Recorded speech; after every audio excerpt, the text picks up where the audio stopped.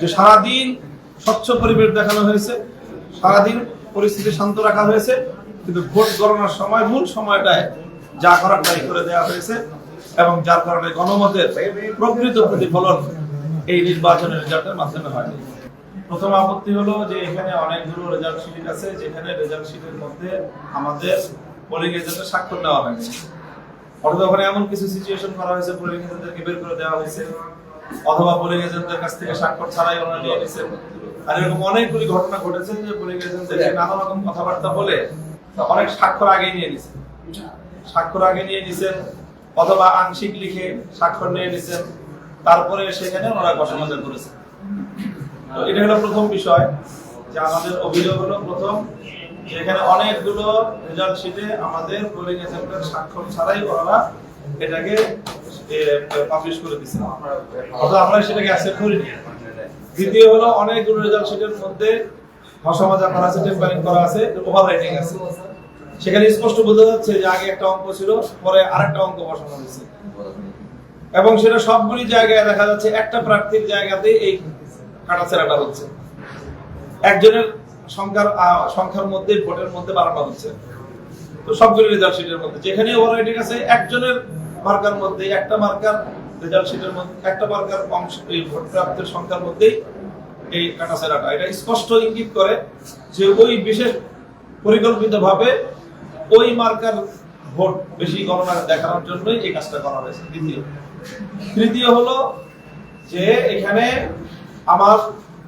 আমাদের যে ঢাকা 13 যে ব্যালট পেপার ছিল, সেই ব্যালট পেপারের 9 জন প্রার্থী হওয়ার কারণে দ্বিতীয় কলামের লাস্ট রোটা খালি ছিল। তো স্বাভাবিকভাবে এটা স্পষ্টই বোঝা যায় বা যে কেউ বিভ্রান্ত হতে পারে যে এই খালি জায়গাটা ফার্স্ট রো লাস্ট যে প্রার্থী এবং তার যে প্রতীক তার জন্য এটা বরাদ্দ, কারণ এখানে মাঝখানে সামান্য একটা দাগ, আর নাহলে পুরো ঘরটাই একজনের, ওখানে একটা ঘরের মধ্যে একটা নাম। এই জায়গায় বিভ্রান্ত হয়ে বহু মানুষ সেখানে সিল করেছে প্রত্যেকটা কেন্দ্রে। এই জন্য এটা আমাদের কেন্দ্রে প্রায় 4381টা ভোট বাতিল হয়েছে। আর আমাদের দুই প্রতিদ্বন্দ্বীর মধ্যে সর্বশেষ নির্বাচন কমিশনের তাদের প্রকাশিত ফলাফল অনুযায়ী ভোটের ব্যবধান হলো 2320, আর সেখানে বাতিলকৃত ভোটের সংখ্যা হচ্ছে 4381। আমাদের যে পর্যবেক্ষণ তাতে এই বাতিলকৃত ভোটের 80 থেকে 90% ভোট এটা আমার ভোট, যেটাকে বাতিল করা হয়েছে। কাজেই আমরা এটাকে আবার পুনর্গণনার এই জন্য আবেদন জানাচ্ছি, যাতে যেই ভোটটাই কালেক্ট হয়েছে, যেই ভোটটা তারা গণনা করেছেন, সেখানে যে বাতিল বলে গণনা করা হয়েছে, একই সেম এই ধরনের যে সব জায়গায় ব্যালট আছে সব জায়গায় একই ধরনের আচরণ করা হয়নি। ঢাকা 8-এ বলা হচ্ছে যে সেই নির্বাচন কমিশনের রেফারেন্সে জনাব মির্জা আব্বাস সাহেবের ওয়াইফ বিএনপি নেত্রী আফরোজা আব্বাস সাহেবা নিজে বলছেন যে নির্বাচন কমিশন এই ভোটটাকে কাস্ট করতে বলেছে, গণনা করতে বলেছে। কাজেই এইরকম একটা রেফারেন্সে সহ ওনারা কাস্ট করতে বলছেন, সেগুলো ওখানে কাস্ট হয়েছে, সেগুলো সেখানে গণনা করা হয়েছে। সেই জায়গায় আমরা কেন সেই ভোটটা পাবো না, এটা হলো আমাদের প্রধানত অভিযোগ। এখন অনেক প্রশ্ন করতেছেন যে আমরা সেখানে কেন অভিযোগ করি নাই। সেখানে অভিযোগ করি নাই দুইটা কারণে। প্রথম তো হলো আমাদের তো অনেক পোলিং এজেন্ট তো সেভাবেই কথা বলতে পারে না, ওনারা যেভাবে বলতে পারছেন, ওনারা প্রার্থী সহ ওনারা সহ নিজেরা ভোট গণনা কেন্দ্রে চলে গেছেন। মির্জা আব্বাস সাহেব নিজে ভোট গণনা কেন্দ্রে গেছেন, তার ভাগিনা স্পষ্ট বলতেছে, তার বক্তব্য মিডিয়াতে আসছে যে প্রার্থীকে তো সব জায়গায় নিয়ে যেতে পারবো না, তার মানে এক জায়গায় দুই জায়গায় গেছেন, কিছু জায়গায় গেছেন, যতটুকু প্রার্থীর পক্ষে সম্ভব হয়েছে সেখানে গেছেন। অন্য জায়গায় প্রার্থী যেতে না পারলেও প্রার্থী রিপ্রেজেন্টেটিভ গেছেন। আমাদেরকে তার সেই সুযোগ দেওয়া হয়নি।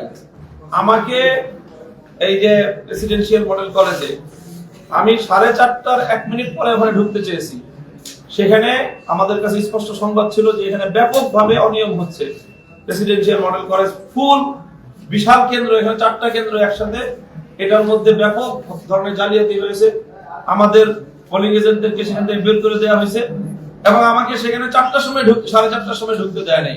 অথচ মির্জা আব্বাস সাহেব তার ভোট কেন্দ্রে তিনি 7টার সময় ঢুকে গিয়ে তারা ভোট এই সকল বিষয়গুলি সেখানে প্রিজাইডিং অফিসারদের সাথে আর্গুমেন্ট করেছেন এবং সেখানে গণনা করতে বাধ্য করেছেন। তো আমরা তো লেভেল প্লেইং ফিল্ড পাই নাই, অন্য প্রার্থীরা যেটা পেয়েছে। তো আমরা তো সেই এই জন্য আমরা তখন সেভাবে প্রোটেস্ট করতে পারি নাই। আমাদের রিপ্রেজেন্টেটিভ ছিল না, প্রোটেস্ট করার তো সেখানে প্রশ্নই আসে না। আর যেখানে রিপ্রেজেন্টেটিভ ছিল তারা সেই স্পেসটা পান নাই এবং আমাদেরকে সেভাবে অ্যালাউ করা হয় নাই। এই জাতীয় কারণে আমরা ওখানে আমরা এটা অভিযোগ করতে পারি নাই। আমরা পরবর্তীতে এখানে এসে আমরা অভিযোগ করেছি এবং এখনো আমরা লিখিতভাবে এখানে আমাদের অভিযোগ দায়ের করলাম। আমরা এটাকে সর্বশেষ পর্যায়ে পর্যন্ত এই লড়াইটা চালিয়ে যেতে চাই, কারণ যারা ভোট প্রদান করেছে তারা ভুল করলো কি করলো না সেটা যেরকম বিবেচ্য বিষয়, এখানে নির্বাচন কমিশনের ফলটা কি সেটা তো আমাদের বের করা দরকার। যদি নির্বাচন কমিশনের ভুলের কারণে কোনো ত্রুটি হয়ে থাকে, এর দায় কেন আমার ভোটার নেবে? এই দায় কেন জনগণ নেবে? জনগণের যারা কর্মচারী, জনগণের যারা নিয়োজিত নির্বাচন কমিশনের দায়িত্বশীলরা, তাদেরকে এই জন্য জবাবদিহিতা করতে হবে জনতার কাঠগড়ায়। এবং আমরা সেই জনতার কাছ থেকে, জনতার পক্ষ থেকে আমরা সেই জবাবদিহিতা ইনশাআল্লাহ আদায় করে ছাড়বো যে কোনো উপায়ে করে। আচ্ছা, ওভারঅল নির্বাচনটা কেমন হয়েছে আপনার কাছে, কি মনে হচ্ছে? আপনাদের অনেক প্রার্থীও জিতেছে। ওভারঅল নির্বাচনটা হয়েছে হলো সহিংসতা মুক্ত, এটা সবচেয়ে বড় অ্যাচিভমেন্ট। দ্বিতীয় হলো যে মানুষের ব্যাপক উপস্থিতি, উৎসাহ ছিল, এটা দ্বিতীয় অ্যাচিভমেন্ট। 3 নম্বর অ্যাচিভমেন্ট হলো যে ভোট গ্রহণ সময়কালীন সময়টা, পূর্ণ ভোট গ্রহণকালীন সময়টা শান্তিপ্রিয় ওভারঅল ছিল মোটামুটি, এটা তৃতীয় অ্যাচিভমেন্ট। কিন্তু চতুর্থ যে জায়গাটা, ভোট গণনার সময় যে ইঞ্জিনিয়ারিংটা হয়েছে সেটাকে কোনোভাবেই রোধ করা যায় নাই, এবং সেটাই আসলে খুব পরিকল্পিতভাবেই করা হয়েছে মর্মে আমাদের কাছে বিভিন্নভাবে আমাদের কাছে এটা প্রতীয়মান যে খুব সুপরিকল্পিতভাবে, পূর্ব পরিকল্পিতভাবেই যে সারাদিন স্বচ্ছ পরিবেশ দেখানো হয়েছে, সারাদিন পরিস্থিতি শান্ত রাখা হয়েছে, কিন্তু ভোট গণনার সময় মূল সময়টায় যা করার তাই করে দেওয়া হয়েছে, এবং যার কারণে গণমতের প্রকৃত প্রতিফলন এই নির্বাচনের রেজাল্টের মাধ্যমে হয়।